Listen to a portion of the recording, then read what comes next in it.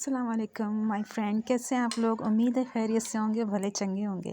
तो रमज़ान शुरू होने वाला है तो चटपटी चाट की रेसिपीज़ तो बहुत सी आपने देखी होंगी, लेकिन आज मैं बनाऊंगी बिल्कुल स्ट्रीट स्टाइल में बूंदी वाली, बेसन की बूंदी की चाट बहुत ज़बरदस्त बनती है। बिल्कुल ही हम जो स्ट्रीट स्टाइल में ना वैसी बनाएंगे। तो यहाँ पे मैं बना रही हूँ ग्रीन चटनी और सारी चीज़ें मैं फ़्रेश बनाऊँगी। इसकी फ़्रेश आप बना के खाएँ ना तो उसका टेस्ट ही अलग होता है।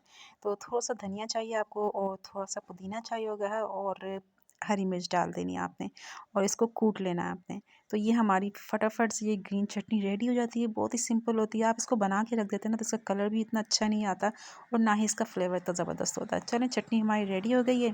तो अब आपने एक प्याज ले लेते हैं बड़ा वाला, उसको आपने काट लेना है, उसको धो लेना है। चाट में जो प्याज इस्तेमाल करते हैं ना तो उसका अलग से एक फ्लेवर आता है, तो उसको कम करने के लिए इसको धो लिया करें। और फिर से मैंने सिरका लगा दिया है, इसको भी एक साइड पे रख देते हैं। अब बना लेते हैं अपनी मज़ेदार इमली की खट्टी मीठी चटनी। यहाँ पे मैंने इमली भिगो के रख दी थी 4 टेबलस्पून भर के, और इसमें पानी डाला था मैंने 1 कप, और फिर इसकी मैंने गुठलियाँ निकाल ली थी। अब इसमें आप 1 टीस्पून ज़ीरा ले लें और भुना हुआ, यही इस इमली की चटनी का टेस्ट होता है। और 1 टेबलस्पून भर के मैंने इसमें गुड़ का डाल दिया है। 1 टेबलस्पून इसमें कुटी हुई लाल मिर्च ऐड कर दें। तो बस सिंपल सी आपकी इमली की खट्टी मीठी की चटनी रेडी है। फ्रेश खाएँ। अगर आप इसको फ्रिज में रखते हैं ना और इसको स्टोर कर ले तो मुझे नहीं लगता कि इसका फ्लेवर आपको वैसा आता है जो कि फ्रेश में होता है। तो कितना टाइम लगा, 2 मिनट लगे। हमारी दोनों चटनियाँ रेडी हैं, दही भी हमारी रेडी हो चुकी है। तो अब बना लेते हैं अपनी मज़ेदार सी बेसन की बूंदी। तो यहाँ पे मैंने ले लिया है 1 कप बेसन भर के लिया है। बेसन हमेशा अच्छा वाला लिया करें, मुख्तलिफ़ किस्म के बेसन आते हैं, उनका टेस्ट और फ्लेवर भी अलग होता है। और आपने इसको पहले अच्छी तरह से छान लेना है। इससे मैंने डाल दी 1/2 टीस्पून नमक और 1/4 टीस्पून, आप 2 चुटकी समझ लें, ज़्यादा नहीं, मीठा सोडा डालना है जो कि हम पकौड़ों में डालते हैं। ये देखें 1/2 टीस्पून मैंने ज़ीरा लिया है और इसी तरह हाथ से मसल के ना इसको मैं डाल दूँगी। बड़ी अच्छी सी खुशबू आ जाती है इसकी और बड़े क्रिस्पी से, और बहुत अच्छा टेस्ट आता है इसका।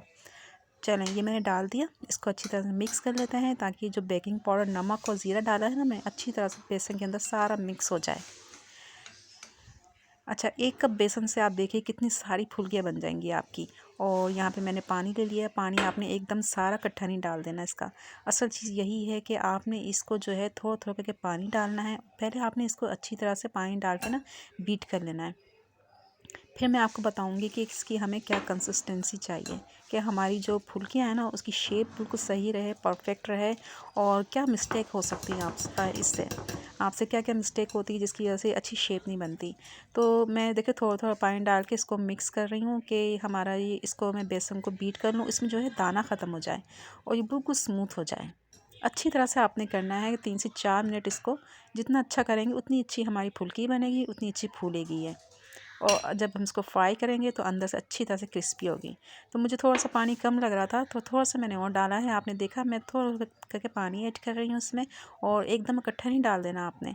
तो ये इतना होना चाहिए कि बहुत ज़्यादा पतला ना हो, रनी ना हो, और बहुत ही ज़्यादा गाढ़ा ना हो। क्या मैं आपको चम्मच से दिखाती हूँ चेक करके, क्या आपने देखना ये कैसा है।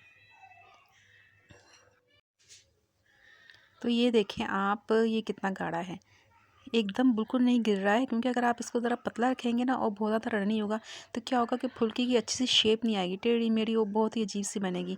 और ज़रा आप थोड़ा थिक की तरफ रखेंगे ना तो बड़ी अच्छी शेप बनेगी। तो बस ये कंसिस्टेंसी हमें चाहिए। अब इसको मैं रेस्ट दे दूँगी और 15 मिनट के लिए।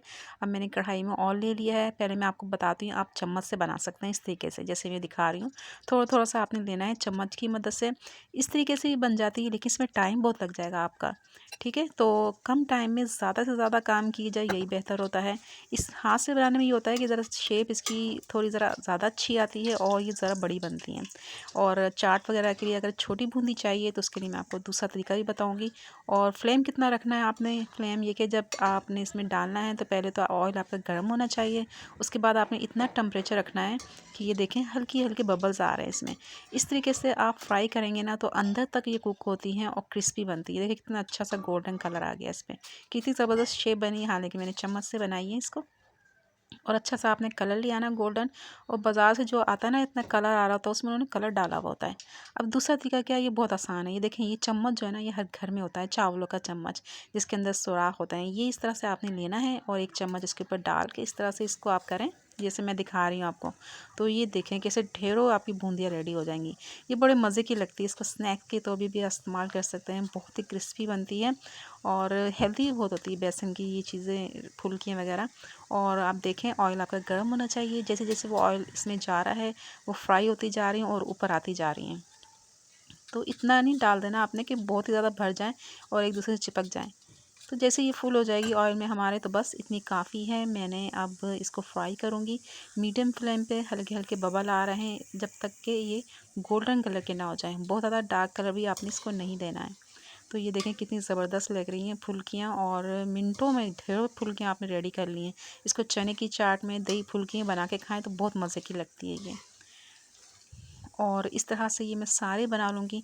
और आप इसको घर में बनाएं। बाज़ार से हम लाते हैं तो हमें मालूम नहीं होता वो कौन सा ऑयल है और बार बार उसमें फ्राई करते हैं। तो जो ऑयल होता है ना, अगर आप ये 3 बार इस्तेमाल कर लें ना, ऑयल को गर्म कर लें, तो इतना ख़तरनाक हो जाता है, डीजल से भी ज़्यादा ख़तरनाक होता है। तो घर में बनाएं साफ़ सुथरे तरीके से, सिंपल, और इसको आप स्टोर भी कर सकते हैं। तो ये देखिए मैंने कितना आसान तरीका बताया है। दूसरा तरीका एक और भी है कि आप ये सारा बैटर जो हमने तैयार किया ना बेसन का, आप इसको एक शॉपर होता है घर में, जैसे दूध की थैली वगैरह होती हैं, उसके अंदर भर लें, उसमें एक छोटा सा सुराख कर लें। तो चम्मच के मुकाबले में उसमें ज़्यादा तेज़ी से भी बन सकता है। या फिर आपके पास केचप की बोतल होती है, उसमें भी आप भर के इसको इस तरह से बूंदी बना सकते हैं। लेकिन सबसे अच्छा तरीका ये चम्मच वाला है। और ये देखें कितनी क्रिस्पी बनी है। मैं चेक कराती हूँ आपको। ये बनाएं आप और इसकी चाट वगैरह बना के खाएं। खाना खाने का मूड ना हो, रोज़े में चटपटा सा खाने को दिल चाहे, तो ये फुल्के आपके बड़े काम आती हैं। तो चलें, सब चीज़ें रेडी हो चुकी हैं। अब अपनी चाट बनाने की तैयारी करते हैं। यहाँ पे मैंने दही ले ली है और मैं जितनी एक प्लेट की 2 प्लेट बना रही हूँ, जितनी कि मुझे इस्तेमाल करनी है उसके हिसाब से बना रही हूँ।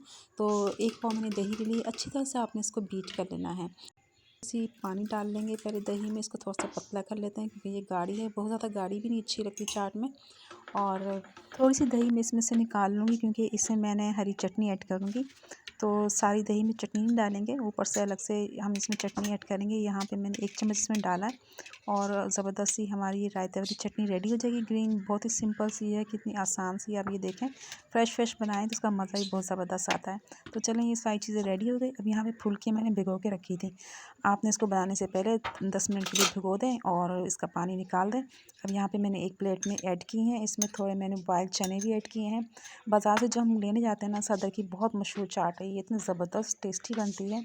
इसमें बॉइल्ड चने और बेसन की जो बूंदी होती है, इसके कॉम्बिनेशन आप चाट बना के खाएं, बहुत मज़े की लगती है और ये हेल्दी भी बहुत होती है। ऊपर से आपने दही डालनी है और थोड़ी सी ग्रीन चटनी डाली मैंने। फिर इसके ऊपर प्याज, आपने टमाटर लेने हैं, कुटी हुई लाल मिर्ची ऐड करूँगी, अपने टेस्ट के हिसाब से आपने डालना है। इसके ऊपर फिर आपने लेना है चाट मसाला और फिर जो इमली की चटनी बनाई थी ये आपने ऐड करनी है जितनी आपको पसंद है। और थोड़ी सी दही और ऐड करूँगी मैं इसके ऊपर से। थोड़े से चने मैंने डाल दिए हैं। तो इस तरह से आपने इसको असेंबल करना है। बहुत मैंने ये तो एक ही सर्विंग प्लेट बनाई है। आप डिश में इस तरह से बनाएं तो बहुत मज़े की लगती है। और ये पापड़ी मैंने ऐड की है, इसके बगैर तो चाट मज़े की भी नहीं लगती। और देखें कितनी क्रिस्पी है। ये भी मैंने घर पे बनाई है पापड़ी और इसकी वीडियो मैं आपके साथ शेयर कर चुकी हूँ। अगर आपको देखनी हो तो मैं एंड में इसका लिंक दे दूँगी। तो ये इंजॉय कीजिए, मज़ेदार सी रेसिपी रमज़ान में बनाएँ इफ्तारी के बाद। बहुत स्पेशल चाट है ये, इसको आपने ट्राई ज़रूर करना है और अपना फीडबैक ज़रूर दीजिएगा आपको मेरी रेसिपी कैसी लग रही है। अगर अच्छी लग रही है तो उसको लाइक ज़रूर कीजिए और कमेंट करके भी ज़रूर बताइएगा। इजाज़त दीजिए, फिर मिलेंगे इस दुआ के साथ। अल्लाह हम सब के दस्तरखानों को हरा भरा रखे। तब तक के लिए अल्लाह हाफिज़।